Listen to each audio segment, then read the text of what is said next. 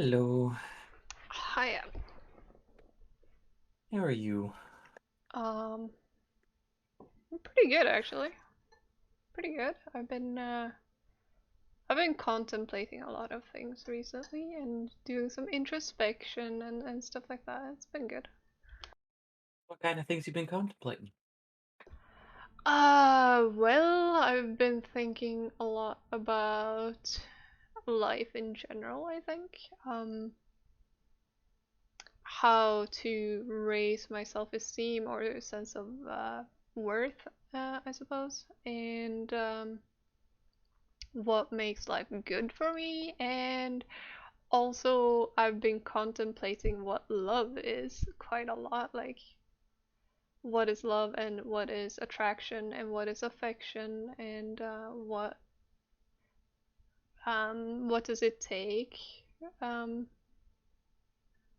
to really be in love, and what does it like, is love a choice or is love something that just happens and you have no control over it, things like that, I guess. Fair. I tend to think about some stuff like that relatively frequently. Um, Especially in regards to like love itself type thing, because like one of the things that in part of me kind of struggles with is I've been playing around with my identity in the past year or so type of thing, using Mhm. different labels, see what fits type of thing. And it's mostly because, like, a lot of people talk about love or romantic feelings or things like that. And I think even when you and I first started talking, one of the things that I had difficulty with was separating romantic feelings from like feelings of that of close friendship or Mm. something like that. Like Mhm. I have difficulty telling the difference between that type of relationship. Yeah. And so I think I'm playing around with the label gray rat, I think is what they call about it. It's like not aromantic but not romantic type of thing. Because there are times where it's just kind of like I really like this person and I want to go do this with them type of thing. But Mm. I don't know. What about you? What do you define it as? Well, I mean, for me, I've more been thinking in terms, like, I think right now where my mind's at is you don't choose who you're attracted to. That just sort of happens. Um, but for me, I think who you love, or to love someone, is a combination of attraction and choice. It's because I don't think I could, when it comes to romantic love, I should say specifically, because of course I can love my friends and family without being attracted to them. But when it comes to romantic love, I don't think that I can have that without having attraction. So Hmm. in that sense, I can't choose who to have romantic love for. But out of all of the people that I might feel attraction towards, I can then choose whether or not to love that person.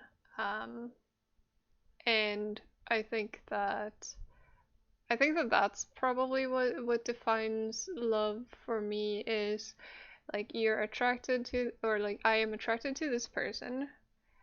Um, but at some point you get to the stage where you see all their flaws and you have issues and you face challenges, and then you continue to choose this person. Of course, that sort of necessitates that the other person is also willing to work on things, because otherwise it's not a good relationship and it's not love if Hmm. both people aren't making the choice to work. So I'm not pushing for, oh, you should just always choose the person that you love, because otherwise you're not loving them, because they also need to take responsibility for their actions and their behaviors and what they're doing. So don't be in a toxic relationship. But it's I've had behavior patterns in the past where I am like, oh, there are so many issues. There, like I'm bothered by this. I'm bothered by that. I hate when he does this. And then it's like, oh, but I see this other person I'm attracted to. Maybe this person doesn't have all these things that bother me. And so you move on to a new relationship because at that point you're in stages of infatuation, and it's like, oh, this person is so great. He's so perfect. He or she is so perfect, and they have no issues. They have no flaws. I love them more than I love this other person.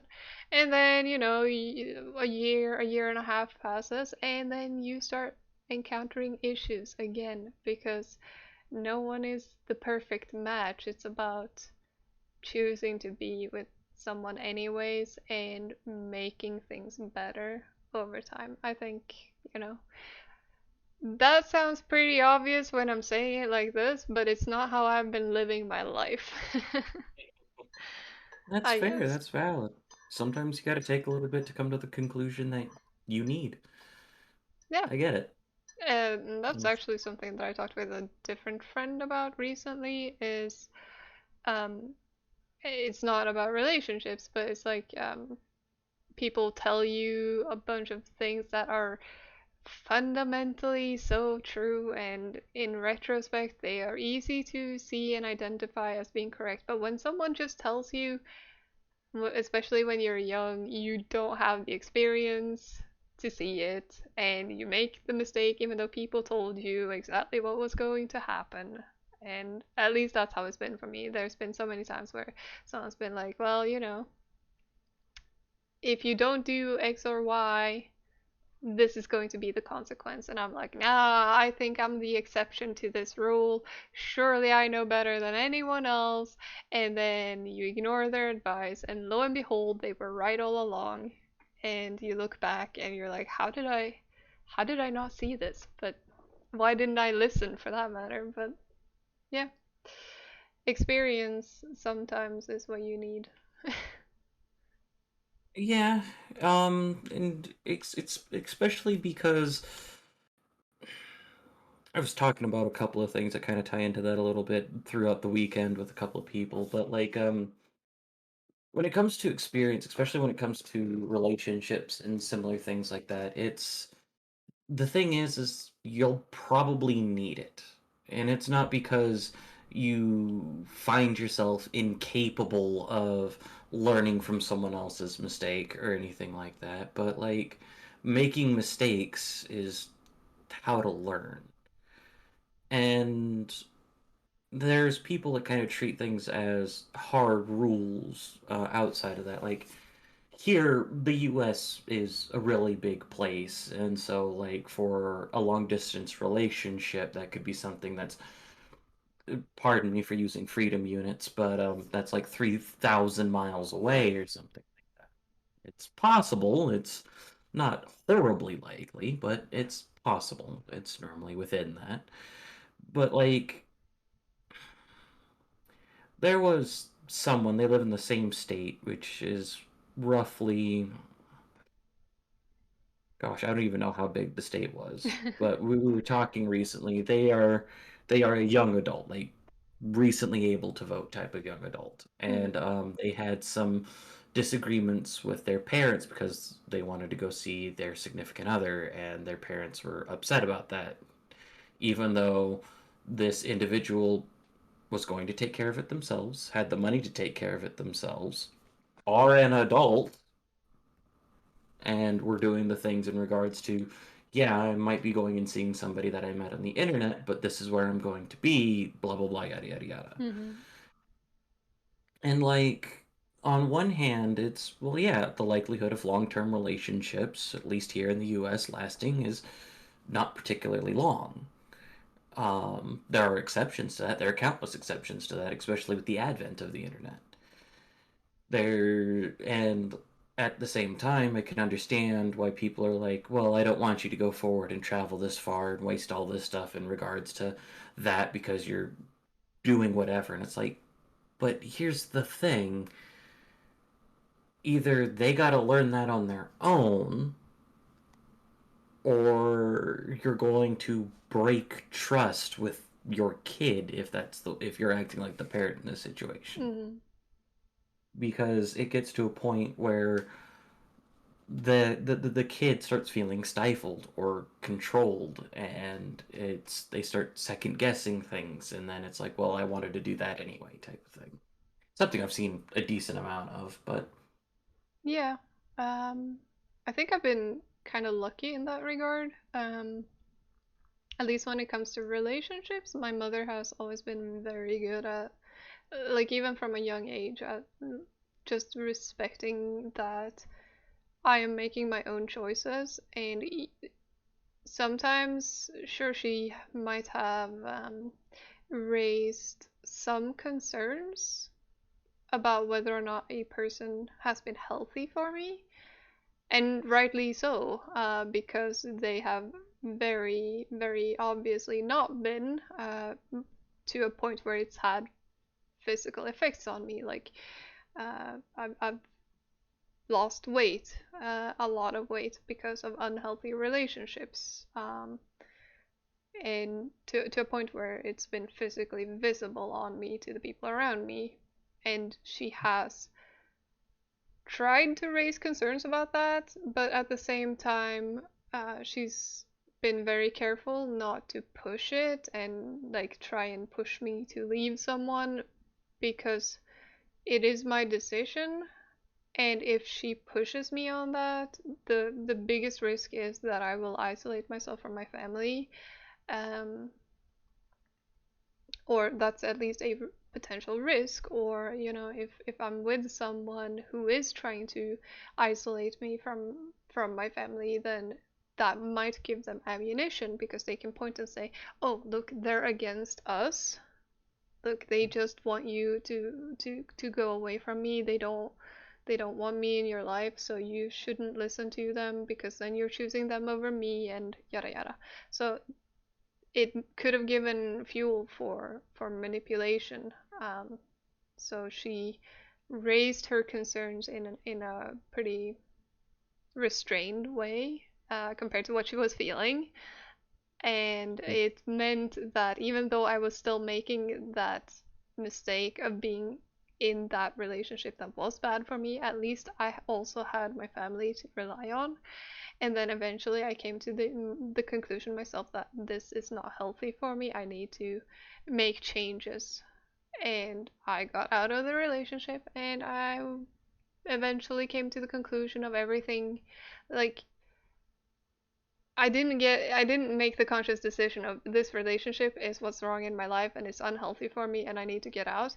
But I did get out of the relationship, and then afterwards, on reflection, it's like, oh, this and this and this was really bad for me, and I need to not make those mistakes again. And I've gone through loops of making mistakes, but in different areas. With relationships, I've been in a few that haven't been good for me. Not because the people were necessarily bad people, but particularly when I was younger, um, I didn't have enough confidence and self-worth to stand up, or for that matter, I didn't know enough about relationships to stand up for what was good and right for me. I just accepted what people more experienced than me told me. This is how a relationship should work. This is how it should look. Uh, because that was what they were expecting and wanting, and I didn't have this the awareness really to say that this doesn't work for me. Instead, I just tried to fit a mold that did not work for me, and I was bending until I broke, more or less. But I couldn't have. I don't think anyone else could have made me realize what I was doing to myself. I needed to come to that conclusion and realization myself. Of course, other people can help, but no one could have, at an early stage, told me, you need to get out of this. This is bad for you. Even pointing at my weight, because I did not associate my weight with my relationship. I blamed it on a bunch of other factors, but I think it was primarily my relationship, because I know. Um, I blamed it mostly on my studies, I think, my losing weight, stress over studies. But one of the few things that can get to me emotionally to the point where I can't eat anymore is relationships. Um, Work stress does not affect me in that way, I've noticed, so I can't blame it on that anymore. Yeah, stress is definitely a big thing about that. I definitely also tend to lose my appetite when it's just a lot of general stress and related things with it. So I can kind of get that. But, Yeah, and I think for me, some people have thought that I have an eating disorder, and I wouldn't characterize it as such because I've never considered myself fat. I haven't wanted to lose weight. I just, my body right now is in this hyper vigilant state or a state of panic or emergency. Is like fight or flight mode. And so it's like, no, we can neither eat nor sleep right now. We are in survival mode, uh, which for some reason doesn't allow me to eat. But yeah, fair enough. Fair enough. Um, Something else you said you were working on is you were working on your self-esteem. How's that going? I think it's going pretty all right. Um, I think what I've been working on is identifying things inherently within myself that I think give me worth rather than because I think an issue I've had is, or I still have this issue for that matter, where I crave validation from others in order to feel like I have worth. And obviously, that is not the healthiest place to be because it makes you dependent on others to an extent that I think just inherently doesn't work. Yeah, I was chuckling because when you started talking about like self-esteem and stuff like that, I decided to grab my book because I'm on working on support groups, but shortly before that was the self-esteem chapter, self-worth chapter Hmm. technically. Hmm. Um, the difference being is your self-esteem is how you view yourself, and your self-worth is recognizing that no matter how you see yourself, you still have worth, Hmm. type Yeah. of thing. At least that's the point of the exercise. And then I was actually reading the thing when you started talking about it that said, "Stop making your self-worth conditional on others." Yeah. And I mean there are other things to it, but I think that in modern society it's one of the biggest issues, I think. Probably because the prevalence, well, partially because the prevalence of social media and celebrities, and we see other people being assigned worth by others all the time, and we want that for ourselves as well. We want confirmation that these things about us are valuable, but In regards to the social media aspect about it, I tend to not like a lot of people say, well, social media has done that. It's like, well, social media really hasn't done anything other than make the problems that everyone's noticing, that everyone's complaining about, much more accessible, much faster, hmm. I type do of think it thing. exacerbates the issue Hmm. though, because Yeah, like there's definitely part of the things in regards to like fishing for likes and stuff like yeah. that on different things. Stuff definitely helps, but like part of the things that people are sitting there and looking for things in superficial aspects for it, well, that's been the modeling Oh yeah, industry for yeah. the past, is it 50, 60 years at this point? Yeah, I mean, I think to that extent, it's always been a thing because beauty standards have always existed and have always been able to push us into unhealthy habits. I mean, you just need to look at, corsets making women faint or whatever else. Like I think there's one practice where they would bind the feet of young girls so that they didn't grow too big, causing deformities. And you know, um, I mean, beauty The standards, they're a thing, have always been a thing, and we always want to try and fit into them, or, well, not everyone, but it's very common and has always been a thing. beauty standards are definitely a big part of what I'm taking a look at, but the other part of it too was and this movie popped into my head because I've been listening to the Bayonetta soundtrack, and they had a thing of Fly Me to the Moon in this movie too. There was a movie late 90s, early 2000s, I think, called What Women Want, and it's Mel Gibson is the lead actor in it.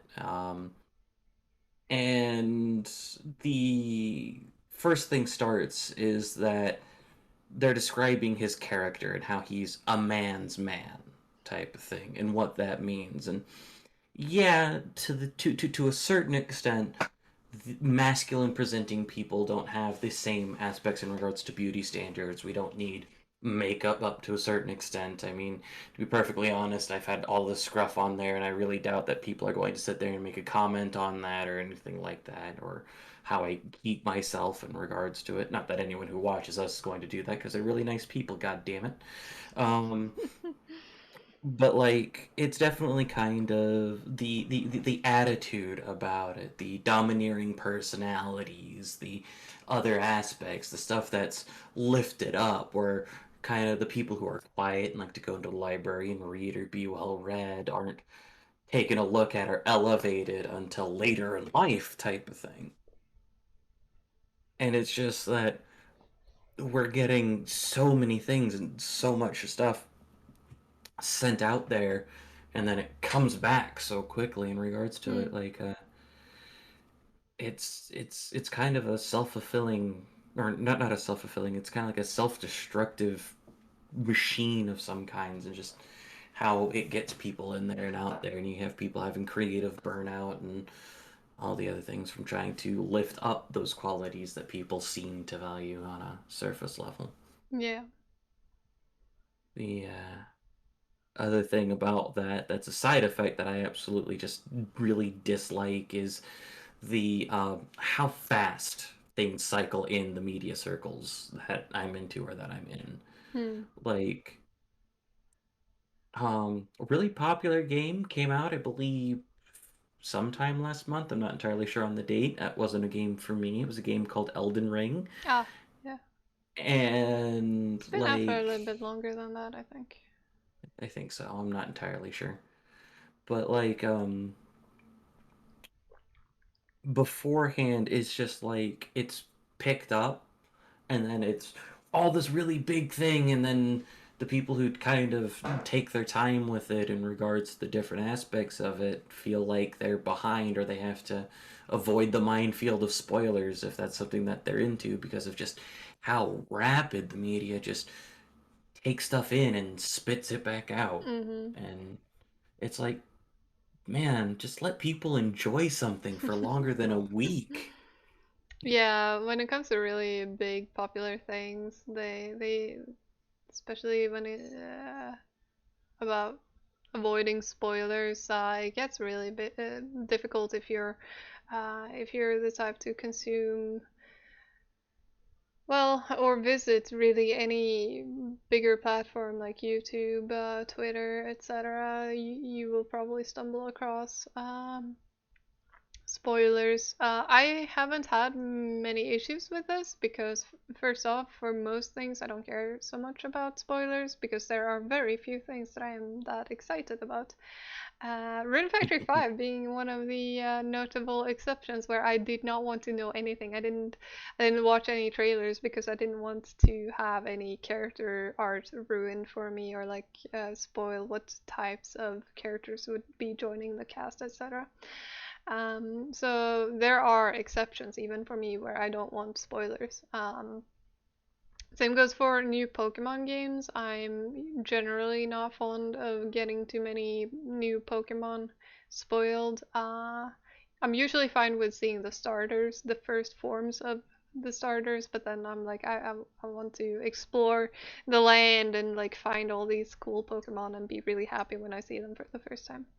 Um, but other than that, I really usually don't have issues with spoilers, and also the things that I tend to follow, like on Twitter, on YouTube, generally don't contain spoilers for the things that I care about, because mostly I follow and like if anyone looks me up on Twitter, most of the people that I follow are related to League of Legends, and for the most part there isn't much you can spoil for me there. um it's a lot of casters mostly that I follow, and some pro players. And on YouTube, it's, I don't even know. I mostly just get recommendations for things based on what I've been watching recently, and that can be many different things. A lot of Brandon Sanderson podcasts and other Sanderson content. Other than that, it's like I don't fucking know. I've been watching some, I wouldn't say let's play, but almost let's play content recently, but that goes in waves for me. I don't tend to keep up with that for a long time. um, quick thing about the thing is the aspect in regards to like the searching aspects for it, and it's part of the reason why it's really hard for people to avoid spoilers and still get a decent amount of content is because of those algorithms and the recommended things. Like I think somebody was just grabbing a soundtrack bit from Elden Ring, and they've been taking their time with it, trying to dissect as much of the story on their own, so that way when they sit down and watch the lore videos, they'll have it's more finding the context or finding the content rather than dealing with the context. Hmm. But like the algorithm went, oh, Elden Ring, and just spat out a bunch of videos at them from YouTube type of thing. Yeah. Which also kind of goes in with the popular aspect and then the Hmm. people with the media and the social validation thing. Yeah. But Just don't be interested in popular things. That's my yeah, advice. clearly. Um, There was something else that I wanted to say, and I completely forgot it. It's probably going to happen multiple times until we're done recording. Not Yeah. just this one, but various ones. One Um, thing that I thought about as well, in regards to seeking validation from others, that's mhm. also a very human thing, evolutionary speaking, because we are pack animals. Our survival historically has depended on belonging to a family or a clan, or and Culture. yeah, well, not just a culture, but like a the further back you go, the smaller the unit, but a village or a family unit, or a, well, clan or whatever you want to call it. But because if you, especially like, if we go back in the ye old days, you were reliant on other, and we still are reliant on other people to provide us with things for survival. Like, I don't produce my own food, I'm reliant on others to do that. But nowadays we usually don't exile people from society to well, I mean, some places are more like that, where if you don't do certain things, you also won't get the things you need to survive. In Sweden, it's pretty difficult to get excluded from society to the point where you will starve to death. Um, but the further back you go, uh, the more of a threat such things are. And then if we go really far back, things like predators and stuff like that, you relied on your group that you live with for survival, and that's how we've evolved, and that's why not belonging anywhere with anyone feels like such a threat. to our existence, because that's evolutionary true. If you don't belong in the group, you probably will not survive. That's fair. I just see some of it as kind of the I don't know how much of this was just some BS that I read online once and just decided, that sounds neat enough. I don't need to follow this up with due diligence because it doesn't really affect anything in my daily life.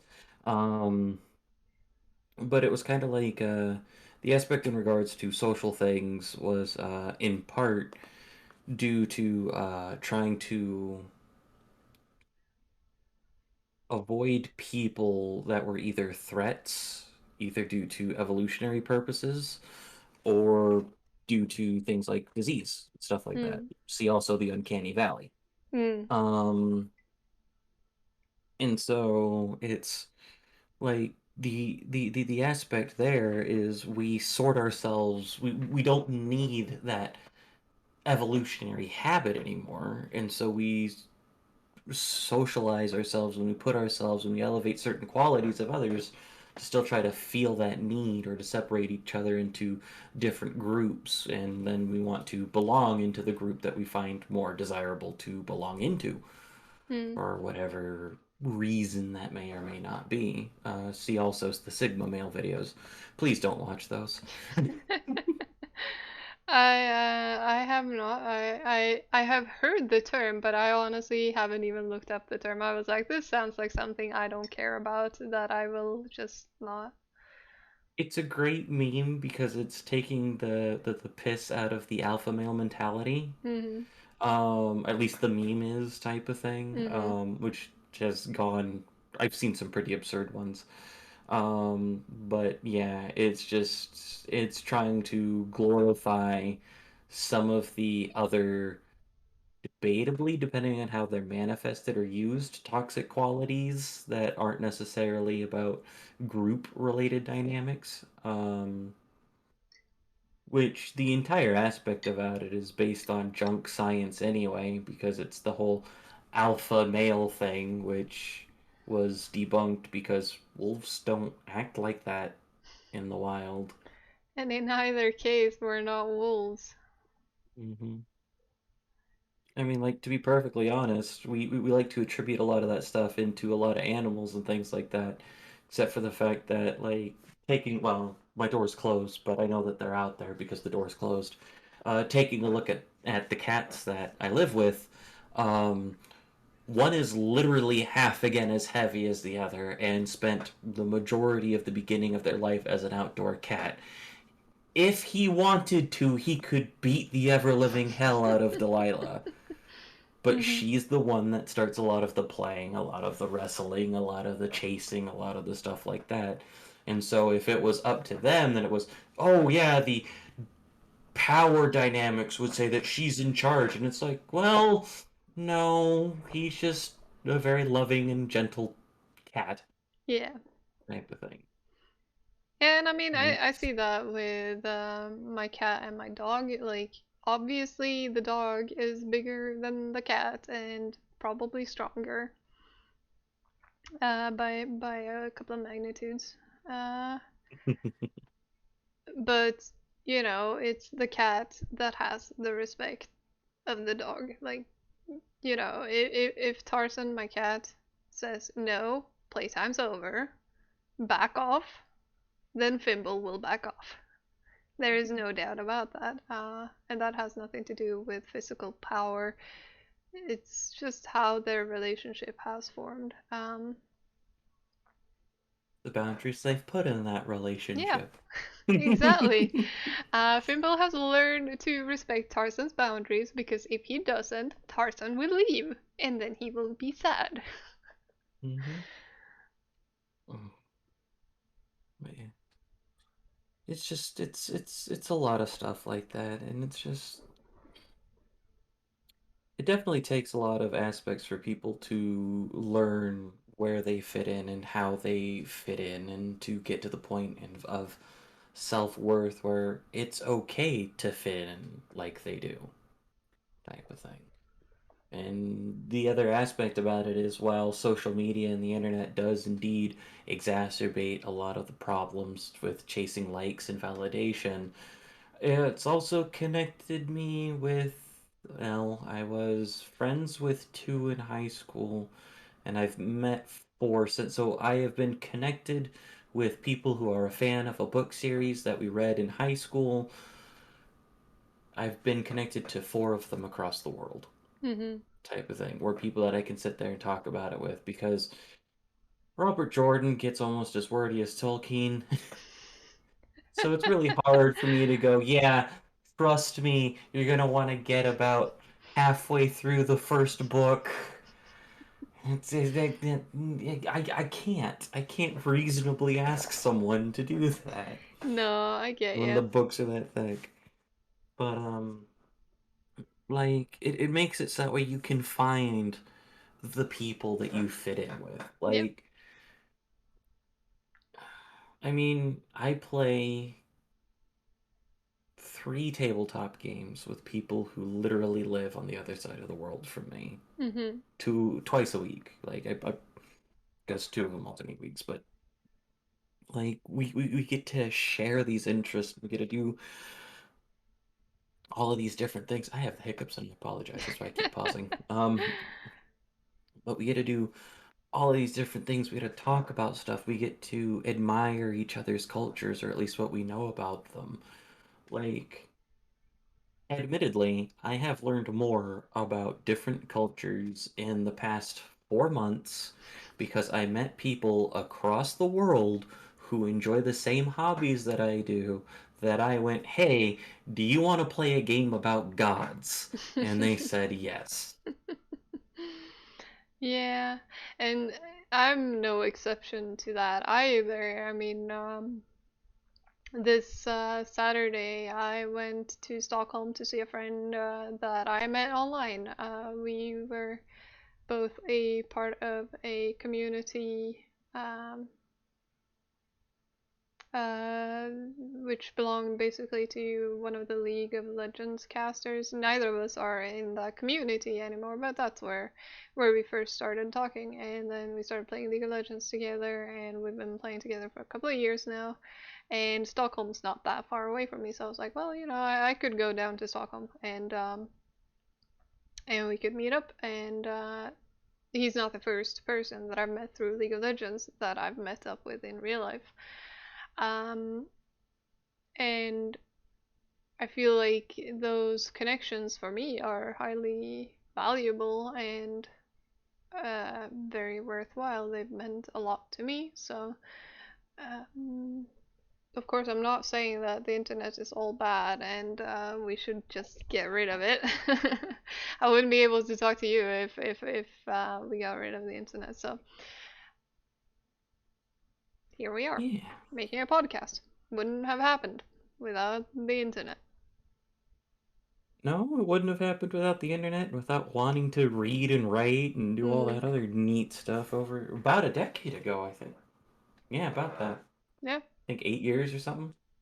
Close to yeah. it. Wouldn't surprise me if it's about that long ago.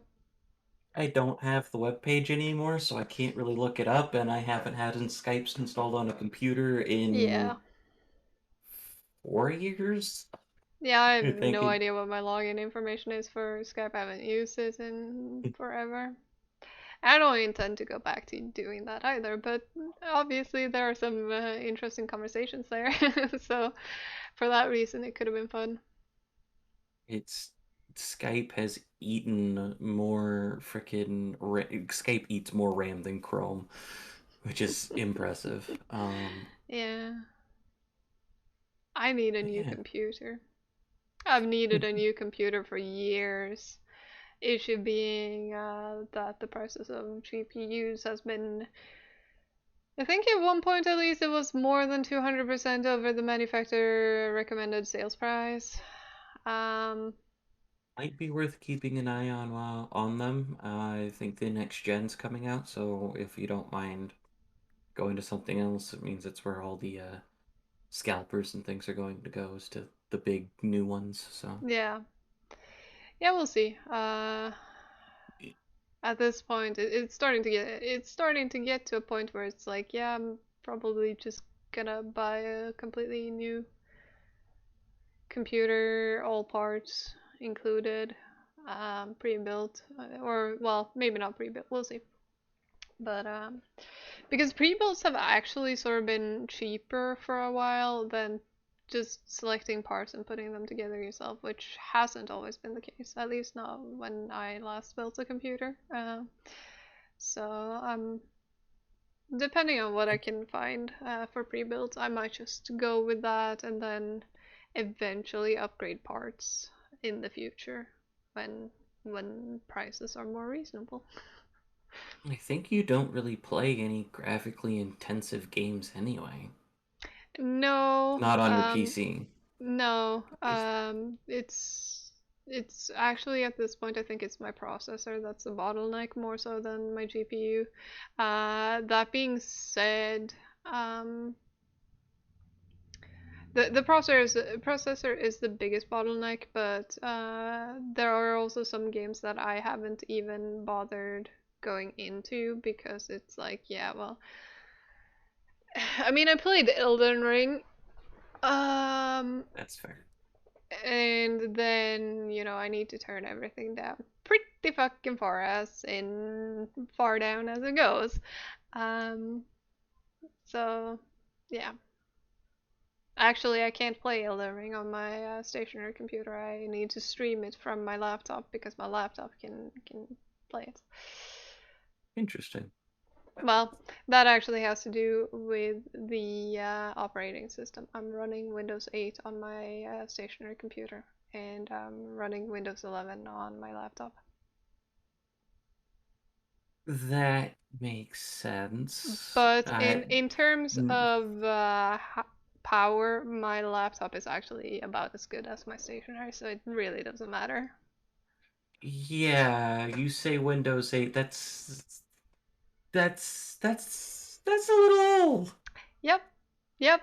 I was going to upgrade it, and then there were a bunch of issues, and I was like, yeah, you know what? I'm just gonna get a new computer anyways real soon. I don't want to go through the hassle of doing this right now, and so I That just didn't is because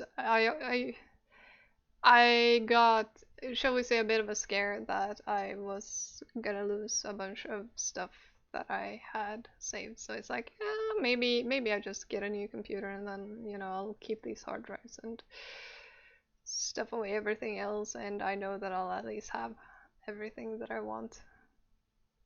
Because makes right sense. now I'm too lazy to save everything to the cloud or on a separate hard drive. Um, Because then I feel like I would really need to sort through things and effort. So much effort. Yeah, but the more that you put it off to the side, the more effort it's gonna be. Yeah, I know. Because I remember we bought this computer back when I was still living up north, which I moved back here in, well, I think it was about 7 years ago that I moved back here. So I've had it for more than 7 years.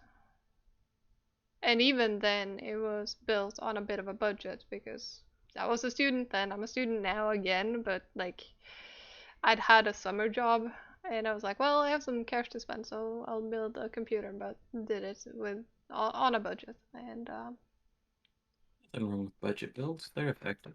yeah, it's lasted me pretty well. So I mean, I'm happy with it. It's time for just a fresh new computer. That's I did actually switch out the graphics card because I gave my old one to my grandmother because hers broke and she plays Skyrim and stuff. And she was like, she was really anxious to get her computer fixed, and I couldn't find a graphics card in the store that fit in their computer. So I was like, maybe mine fits, and this is still an upgrade for my computer, so I bought one for me and they got my old one. That's what I did with I took my roommate's old GPU when she upgraded, so I get that. Yeah. But like I think the most graphically difficult game that I play on my PC now is Vampire the Masquerade Blood Hunt. Mm.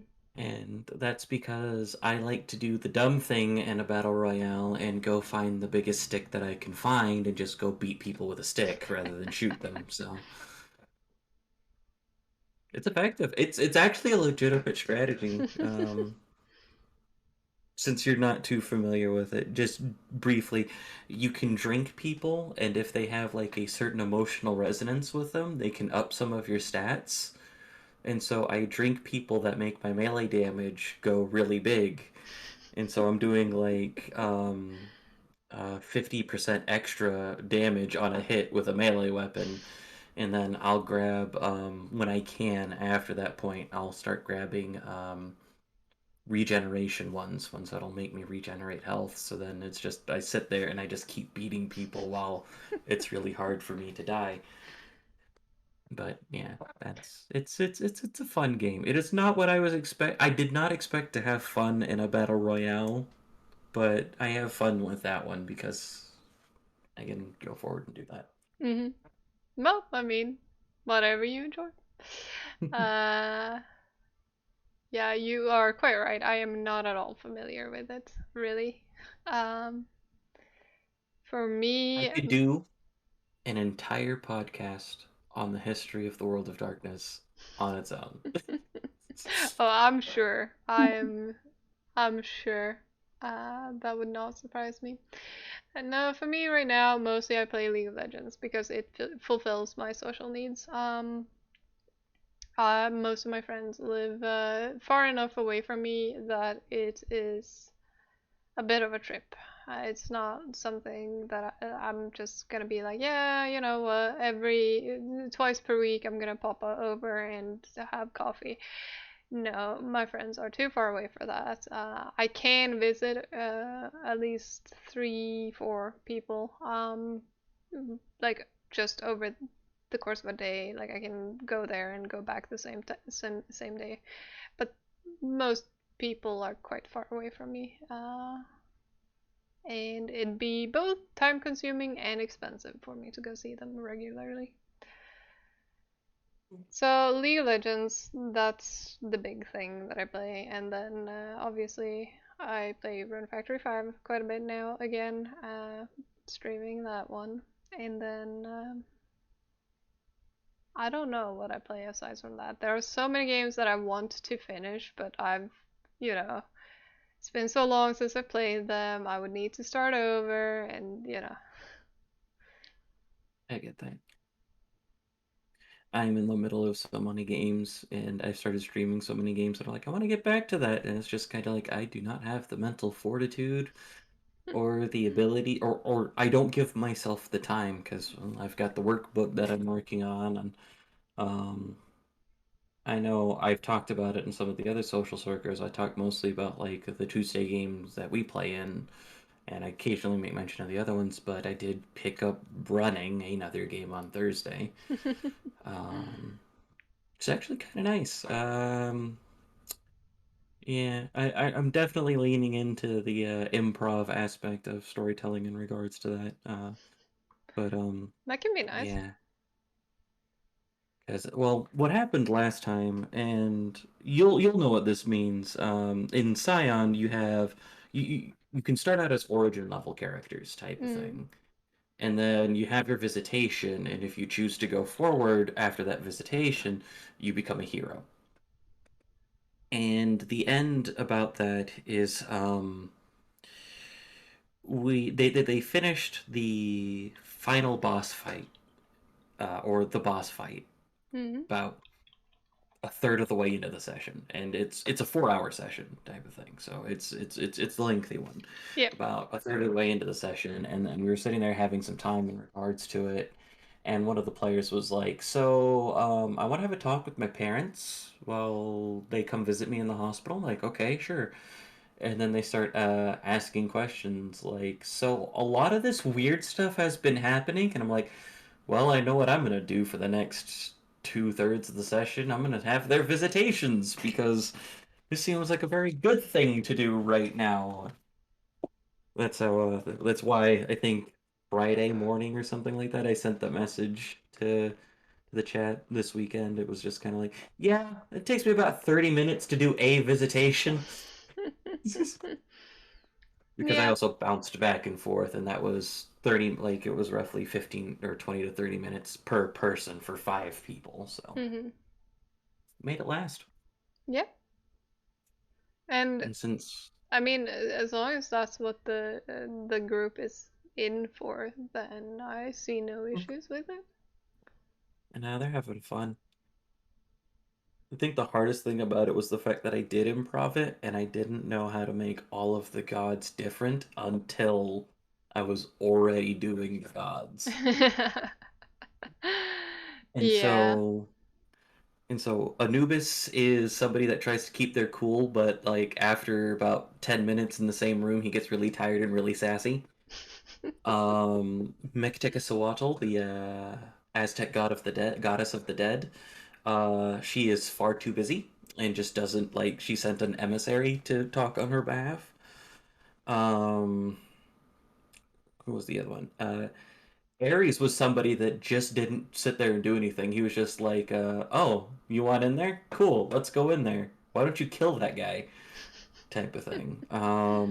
That's kind of what that boiled down to. There's one more. Who am I forgetting? Oh, there was Oya. Oya was pretty easy. She's one of the Orishan gods of the storm and death, of Yoruba.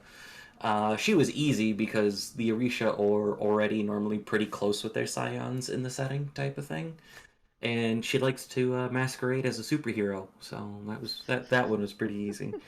Um, and then the last one was because of how it was handled. Is I turned Freyr into the awkward dad that's just like, I don't really know how to interact with you right now, Yeah, fair.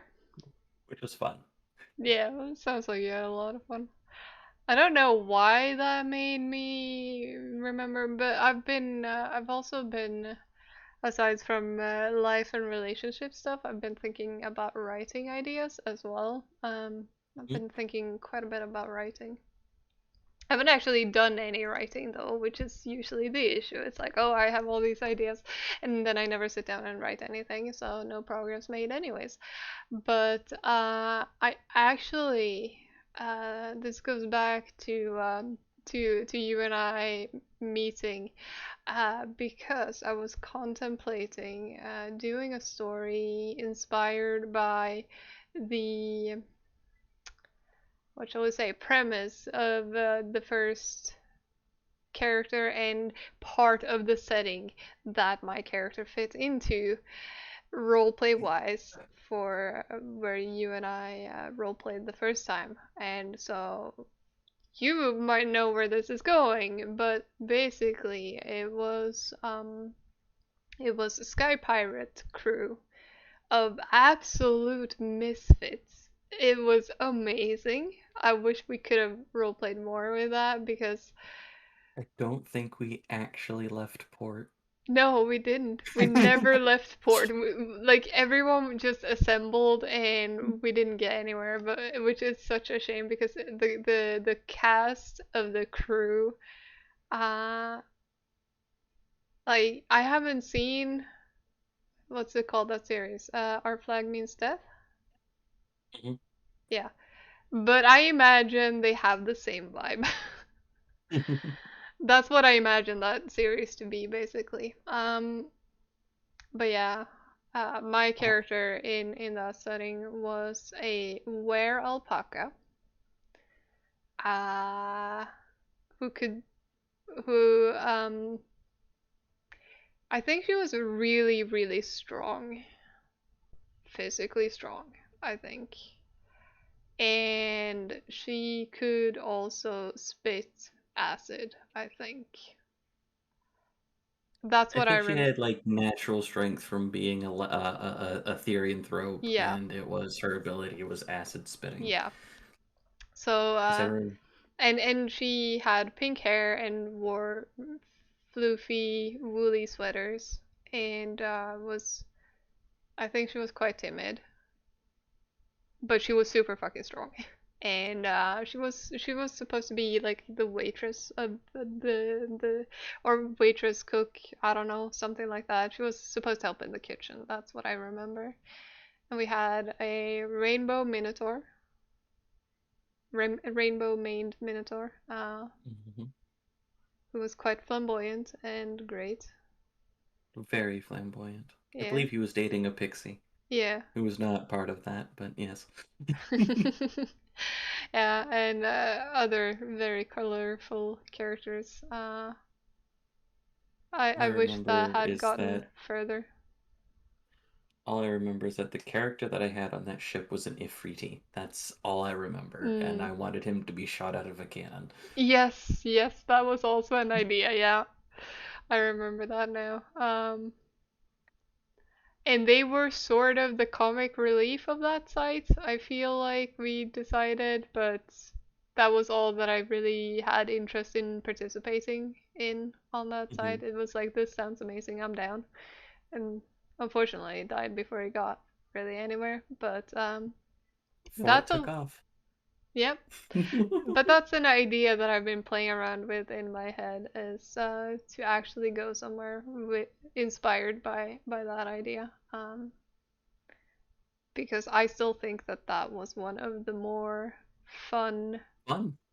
things that I have been a part of in creative writing. So I might want to revisit that somehow. My response into creative writing is I cannot motivate myself to continue on to this. So I'm gonna get a bunch of people to play a game with me, and that'll motivate me to write and make plots and things. That And is it's fair. worked so far. It's worked for like 2 years? Hmm. Something like that. I don't know. I can look it up, but I don't remember my phone is. And I'm not gonna bork the recording just to look it up right now, so. That is fair. Yeah, no, we've been playing for a while. Uh, I think it's approaching 2 years. Yeah, that sounds about right. Which, I attribute it as well to not being, hmm, not burning people out. I know we've already talked about this in the first episode, but like, I can't stand having high demands placed on me for a hobby. I don't deal well with that. I think it's the wrong mindset of like, we must play for this and this long and this often. It's like life happens and there are things that have to take priority. And that's also like the only writing roleplay site that I am still on is one where I can go missing for a year and nobody, and then I can come back and nobody will be like, fuck you, where were you? Or like, you've been deleted from the site or whatever. It's like, nope, we realize that stuff happens. This is a hobby. Everyone's life and well being is more important. Um, so come when you have time, and otherwise, we'll work around it. I also find that I am way more likely to prioritize things when they do have that attitude as well, where it's like, you don't you don't demand of me that I put priority on you, but I will do so because I enjoy this, not because I have to. I think the other thing that's made it work pretty well so far is the other players. Like, they're great. I've been playing with them for 4 years. Actually, yeah, because Ghost, even though he hasn't been able to make it to our sessions recently, I started playing with him the Thursday I started playing Hyrule Chronicles Mm. type of thing. So I've been playing with him as long as I've been playing with Netherlad and Keystrith. Um, Netherlad, Keystrith didn't start until a month or so later in that particular game, but they were also a member of the other things and knew the DM and stuff like that. But I've been playing with them for a while, and they I'm the make it newbie here. in comparison, but they make it enjoyable type of thing. Like it kind of it's nice to sit there, and even though we have like a lot of rules above game type of thing and we keep pretty open communication about character stuff above game, it still is nice to be able to be like, oh yeah, no, that character was a dirty rotten traitor, I'm gonna take his arm type of Yes. thing.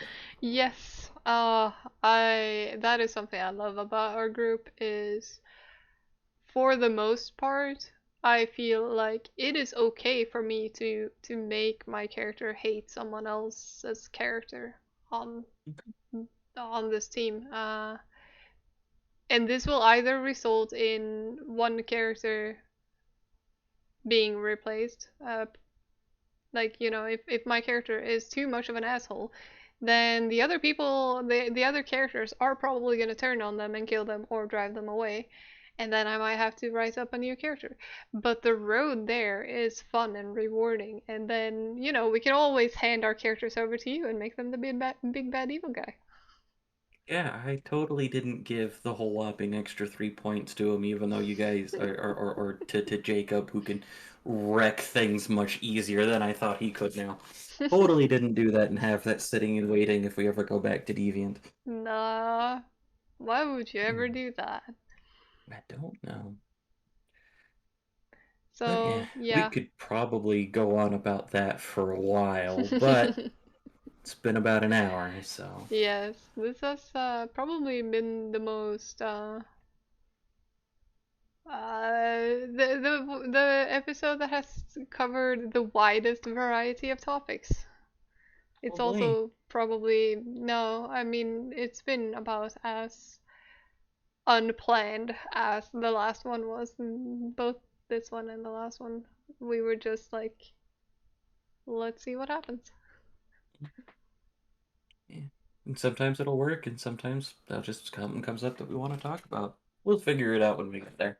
Yeah, yeah. I mean, for my part, I feel like have I haven't given myself time to think enough about the podcasts because there have been other things, some things that take priority, like my thesis. I need to think about that. I need to spend time on that. And then I have given priority to some other things. Like, for example, I could have been thinking about podcast themes and stuff, subjects to talk about, rather than, for example, thinking about the Sky Pirate crew story. I could have done that. I didn't do that. But on the other hand, we ended up talking about it. So, Mhm. in a way, It it worked. served two purposes.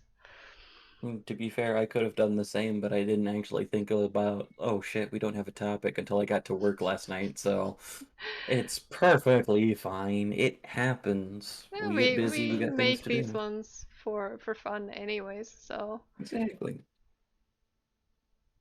but yeah, Okay. been an hour. Maybe we'll have something next week. Maybe not. Who knows? We'll figure it out then. Yep. Only time will tell whether or not we have a topic for next time. But I hope people have still enjoyed this rambling episode of Rambling On. Pretty much.